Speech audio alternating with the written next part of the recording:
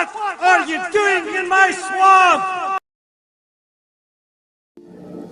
Hello everybody, this is Overboy and I'm going to be doing my review for the 1983 movie Staying Alive.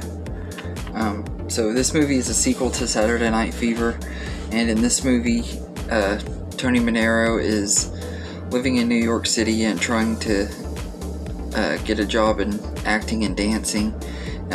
He tries a bunch of different auditions for different plays and stuff, and is having trouble and everything, and he ends up finally getting a job, and he's trying to balance his relationship with two different women, that one that he has a history with and one that's one of the dancers in the play that he's auditioning for.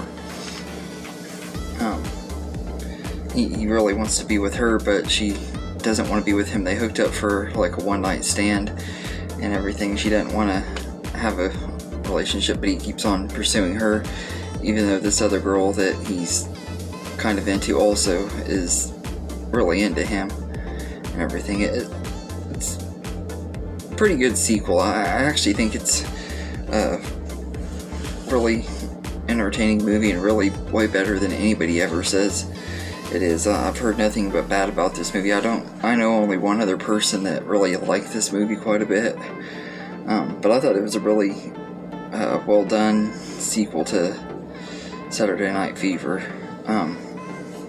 The music in here is once again really great. It's done by the Bee Gees, but it's also half of the songs in the movie are also done by Frank Stallone, and he did a really good job with the songs too. Both of them did, and it has a really good soundtrack that's just as good to me as the first movie soundtrack. Sylvester Stallone wrote and directed this one as well, and I thought he did a really good job on it.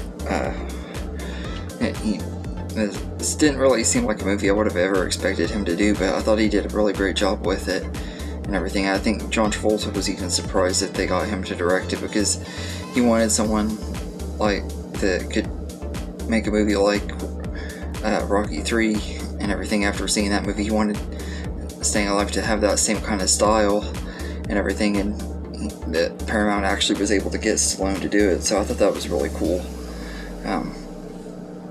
I think he did a really good job on it.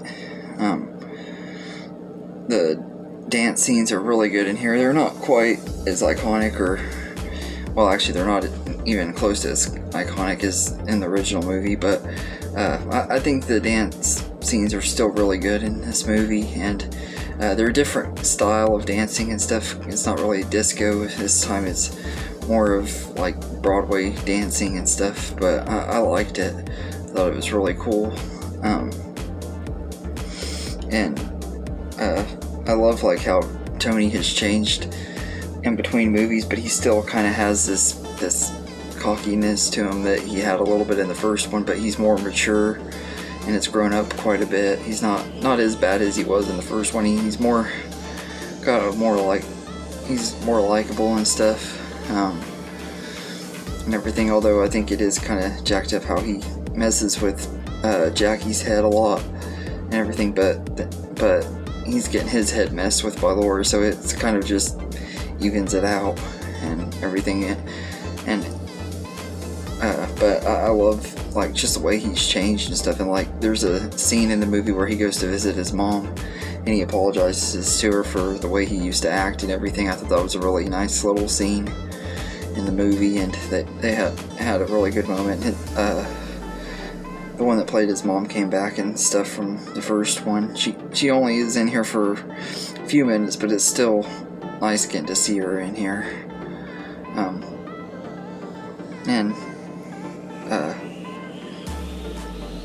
I really enjoy it. I think it's a really good sequel. It gets way too much hate.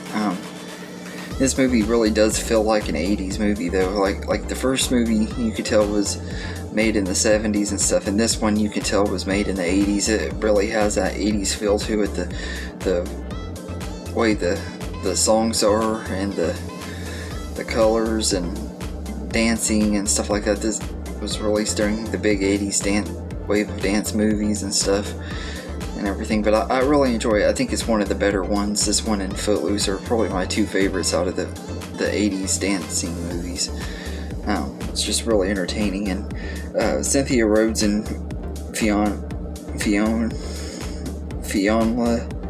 Hughes, I probably butchered her name, play Jackie and Lauren, and they're both really good in their roles. Even though Lauren's not very likable, I think that she's played really well by Fiona Hughes.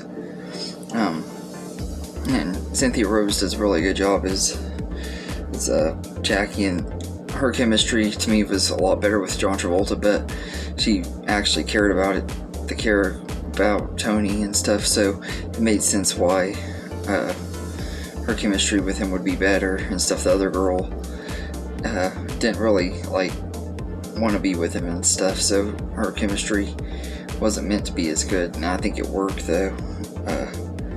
But I think this movie is really underrated and everything. I like it just as much, if not more, than the first one.